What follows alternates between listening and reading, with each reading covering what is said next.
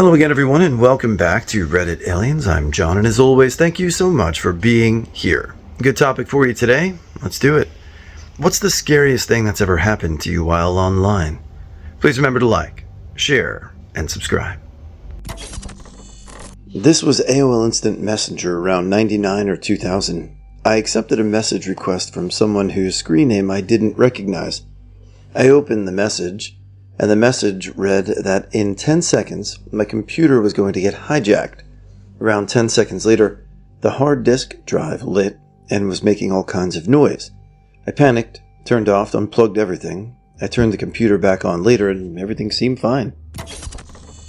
When I was 15, my friends and I went into the deep web and downloaded some PDFs and videos about Python programming and another bullshit thing that I can't remember. The files were all empty. The next day, my friend, we were using his computer, said his entire workspace had been deleted.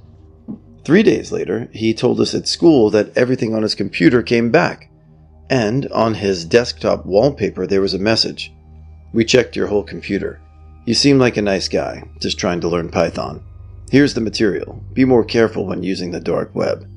And all the missing files were placed on his desktop. Out of the blue, someone on Steam messaged me, "Hi, insert full real name," and a story how he took his time to link a whole bunch of random information and match my interests, Steam, Reddit, other forums, to figure out who I was, where I was from, and what I did. This took him weeks, apparently. Why? Just to tell me how easy it was to track someone down. I used to work online for a social media site. We were popular enough in our prime that we attracted the attention of a hacking collective. They held the site hostage for money. They wanted to be paid a consulting fee of several $1,000s to go away and stop taking the site down, being with our users, and performing all sorts of hacks to scrape personal information.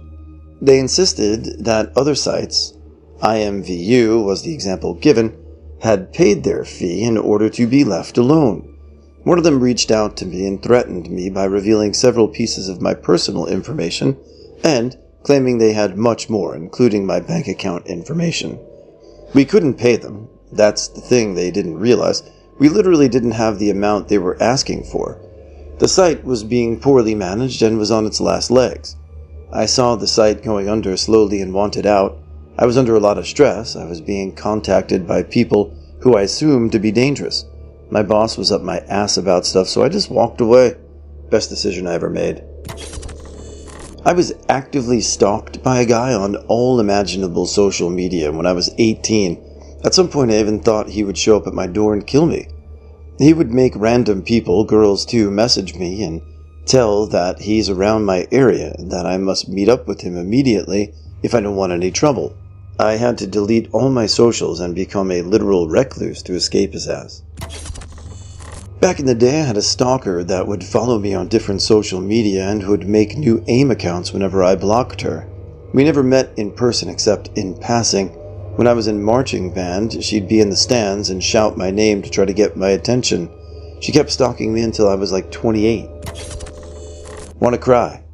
Lost all my data, all my self-made music, all photos of activities with friends and family of over 10 years, all my uni stuff, including my thesis. I was too naive back then and watched a bunch of TV shows online, mostly because I wanted them in English, not the shoddy German dubs, and used various sites for that with way too little protection. Did this for years, and then one day one of my damn ads they showed immediately hit me with "Wanna Cry." It took 5 to 10 seconds to realize what happened and yanked the cord, but it was too late. I was fairly certain that I had burned some of that stuff on some CDs at some point, but wasn't able to find anything. One day, after I moved, I finally took a weekend to sift through the hundreds of CDs I amassed through the years to finally clean them out. Most weren't even in a case, just stacked raw and in a box. When I had yet another stack of about 30 in my hand, inspecting for labeling and looking under the side if anything was written on it, there was one completely unlabeled one, filled roughly 3/4. Something in me told me to slide it into check, and I cried for probably half an hour. It was almost all my photos and music I've been missing for years. That was honestly one of the happiest days of my life. Found my uni stuff as well in that box. I now have 2 NAS each with mirroring storage, and the NASs mirroring each other, as well as a third copy on my PC and a USB drive I should probably update soon. Make backups, people. Unfiltered internet access as a kid let a grown man I did not know coming to find me. I did not give him my address, but he showed up to the house next door and asked for me by my full name. They did not redirect him to my house, but told my parents the next day, and I got in big trouble. Glad I got in trouble instead of getting taken. I was like 12 or 13. I once got an email sent from my own email that someone has my password. They even wrote the password in the email of the email, saying has access to all my contacts and social media, and that has made a compilation of the porn I watch while masturbating, and it'll be sent to everyone if I tell the police or anyone. He, she, they, whoever wanted some chunk of Bitcoin to be sent in a crypto wallet address. I panicked, and later on I found out it's some sort of scam. Yeah, I mean, it was a different time. You'd be having all this spyware and people trying to sell you virus protection. You know, the late 90s and early 2000s when I started using the internet was the Wild West. I could only imagine how compromised your information was on LimeWire or any of those other sites you used back in the day. But most of us made it out okay. But some of these stories, I remember that fear, clicking on something, you're like, uh-oh. But I guess some of us got lucky. I used to be admin of a Minecraft server. Owner owned a huge DDoSing site. It's shut down by FBI already, but when I left the server and resigned as an admin, the owner got all my personal info and was mailing home threats to me. He also DDoSed me offline for 3 months straight. I didn't believe this was about me until I was recently reminiscing about high school. He's threatened to call in a fake bomb threat to my high school in that same time. Our school shut down due to a bomb threat. I have a feeling it was about me, but I never got in trouble about it or anything. Nothing happened since. It's not scary now, but at the time it was. I was 9, maybe, and was super into Animal Jam. This girl and I became friends through it, but then she found my YouTube channel and low-key started internet stalking me. My username in both places was the same. Then one day I logged onto Animal Jam and she was acting all sad. Said she was quitting life and then logged out and never logged on again for a few years. I continued playing. I commented on a Cars thread and said something was mid-trim level and the guy went off on me, saying how I could never afford a $110,000 car and how I should stay in the kitchen where I belong. He took it a step forward a couple hours later and said that I shouldn't be talking about cars and things I didn't know about and how I should be watching my 2 children. He named their names. He then messaged me a street view of my house. Went to the cops, started a case, got a restraining order against him. I had inadvertently left my Zoom room open and minimized after checking some settings. Imagine my alarm when I heard my male coworker say, "Hey, what's up?" when he arrived 5 minutes earlier for a Zoom meeting, and I was pumping breast milk. Not the kind of scary you were talking about, I'm sure, but it sure freaked me out.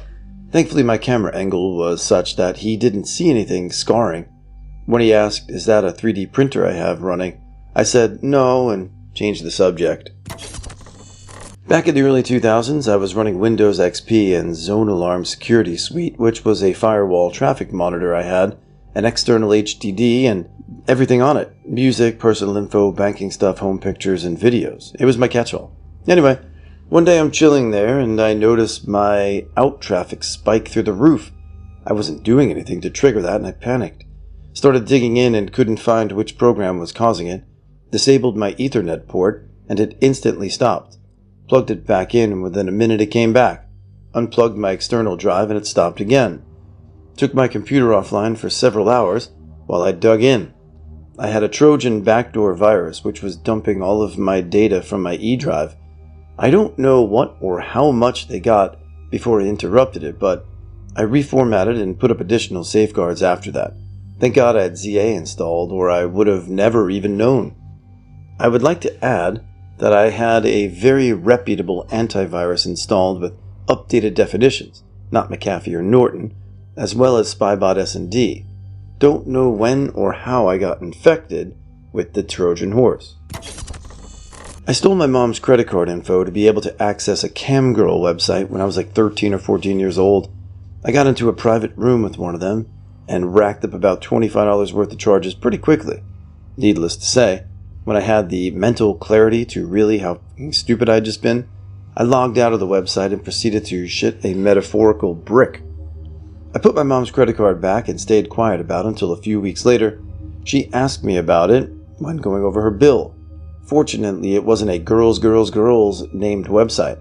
It sounded more technical, so I told her I accidentally bought something on World of Warcraft. She let me use her credit card for that, and I did chores to pay for my subscription. And I gave her $25 cash from birthday money, and claimed I forgot to tell her the day I did it because she wasn't home at the time. That cam girl showed me things I had never seen before. I was 15, year was 97, met an English guy in an online chat, AIM, who was 19. Lies that I was 16. Chatted for months, definitely got sexual. I was going to England for the summer to stay with family. Told one auntie I was going to visit another and vice versa, and took a train to meet up with him and go to a 3-day festival in a field somewhere. Told no one my plan. Had fun at the festival, went to another with him a few weeks later, and decided I hated him by the end of it. Missed the last train to an auntie's house late one night, and had to call the cousin nearby to come pick me up. She blabbed and it all came crashing down, and I was grounded for the rest of the summer after that. Here's the thing.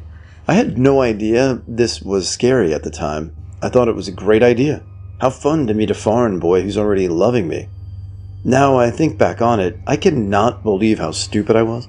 I also cannot believe how lucky I am that he turned out to actually be a slightly dorky 19-year-old boy and not some old, gross, creepy pedo-aurist. I'm so lucky that the worst that happened was I smoked some shitty weed in a damp field next to an overflowing portaloo. I tell this story to all my friends with kids because my parents had literally no idea I was talking to guys online or that I was going to do this. And then they had no way of stopping it from happening, which is terrifying. It wasn't a situation that ever put me in any danger, but a few years back I was watching a streamer on Twitch and he got swatted. He was a cooking streamer, just chatting with us while he made tacos. Suddenly he was saying that he could see there were a ton of cop cars outside, and he walked off camera with his hands up. Camera stayed on, and we got to watch cops in tactical gear walk through his kitchen while clearing the house.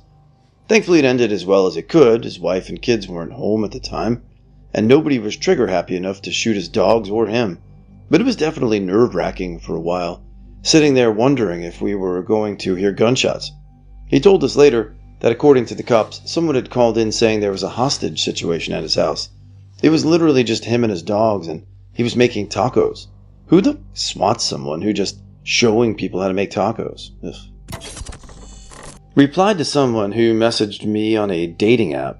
This app allowed messaging without a match.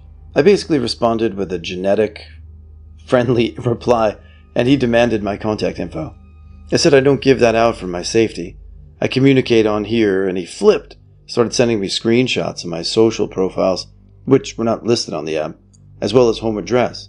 Then messaged me on Facebook saying I was stupid to think I could prevent him from finding what he wanted to track me down. Then a map screenshot of my home. At this point, my sister Googled the name he had stupidly provided me by messaging on Facebook, and he turned out to be a convicted aurist who had failed to report his new address. I called the cops, and they somehow tracked him down and arrested him. All this because I just made the mistake of responding, "Hello." It was so great being a woman. This was back in 2013 when Omegle was super big. I was a middle schooler with essentially no friends and was going through puberty with super low self-esteem. I was 12. Met a guy online, he was 15. He talked me into sending pictures of myself. I knew it was stupid as I was doing it, but for whatever dumb reason, I fought the instinct that said it was a bad idea and sent it anyways. He immediately saved it and sent it back to me, told me he wanted a pic of down there as well, or he'd post it online. I got scared and told him no. He posted the pic and my Kik username online. I had dozens of messages in literally minutes. No one cared I was a child. No one wanted to help me take it down. Thank it didn't have my face in it. I told him he was a piece of shit, it was illegal, and I was deleting the account. He promised to find me again and ruin my life. 1 month later, I discovered the Amanda Todd story. If you don't know the case, it's heartbreaking, and it's very similar to what happened to me. I spent the next 3 years in peak fear that my life was going to be ruined over it. I finally told someone what happened at 15, but I never did take it to the police. I was too ashamed of my parents finding out. I hope that sick out there got caught. Got sent the JPG link at 2 p.m. and I opened it. I had my headphones on at high volume setting. My browser was full screen and it was pitch black. It was the worst jump scare of my life, and the only one that physically made me feel sick. For those who don't know what it is, it's just the Jeff the Killer image flashing rapidly on full screen while blasting an extremely loud, constant scream sound effect. Not too bad if you expect it, but out of nowhere, coupled with the sound effect, it scared the living shit out of me. The link itself doesn't exist anymore, but the picture has become infamous since. Posting this on an alt because my main account has way too much on it. A few years ago I got addicted to sexting on Omegle, and eventually I ended up on tags for some pretty dark kinks. One night a man started our conversation by offering me money to kidnap a teenage girl. I was also a teenage girl. He asked before I could say that, and I thought it was best not to tell him and try to gather information instead. He did not seem like he had good intentions. I mean, no kidnapper really does, but it was clear he was perverted, not just trying to get a ransom or something. He disconnected before I could get very much out of him, but I did get a name, age, address, and pictures of the kid. I was incredibly shaken, but the next day I started looking into the town, scouring local Facebook pages. Schools in small towns often don't have any hesitancy to mention the kids' names on Facebook, so I figured I could look for the name to try to verify that any of this was real. I didn't find her name specifically, but after only an hour or so of looking around the area, it was clear that her family had had history there for ages, so it seemed like there was a good chance of it was real. I didn't have enough information to really do much. Telling someone who could help me and talking to the police properly meant admitting that I had been sexting, and on top of that, I was terrified that whoever the guy was, he could track me down if I did anything serious. Blame trauma for years prior. But I ended up installing an app to get a burner phone number, calling the police late the following night, and begging them to tell her parents what was going on. I can only hope she's okay now. Occasionally I still Google her name or her town, and I haven't seen any missing child reports, so at least there's that. My husband's ex-girlfriend managed to use my phone's location services to stalk me when we first started dating. She went to the 3 locations I posted most from: my house, my jobs, my house coordinator for a neurodivergent young man with paranoid schizophrenia, and my mom's house. I get sick to this day, thinking about how close she came to finding my client's house. You had to know exactly which hidden road to turn and what she would have done. His doctor speculated that if he went into catatonia, he would not even be coming back. She could have literally scared him to death, which the state mental hospital would have been for him. And us. That's our boy. I say this because she tried breaking into my mother's house next and got my mom put on psych hold because my mom had just taken her Ambien when she heard her, and by the time the cops showed up, my poor mom was out of her mind with fear, so they took her to the hospital. I had to beg them to release her to me. And then finally she came back, broke into my car, trashed it, and that's what she needed to move on, I guess. I absolutely do not play with location services. Turn that shit off. I did this to myself by accident when I was in high school. I made a shower video to my boyfriend at the time, and it showed everything. I tried to send it to him, but the steam and condensation that was on my phone made me misclick it and sent to my public story. Whoa. I don't know if y'all ever had your phone with you in the shower, but the condensation makes it annoying to try and click on things without misclick. I didn't know until my mom ran upstairs and yelled at me pretty bad. I looked at my phone and it blew up. Friends from school, kids from my dance class, and family were texting me all worried. Random people saying it and screenshotting it. I obviously deleted it, but that didn't stop the video going around part of my grade, and now I'm afraid to bring my phone into the shower. Afraid to have my phone anywhere near the shower. I cringe when I shower thinking about that stupid moment.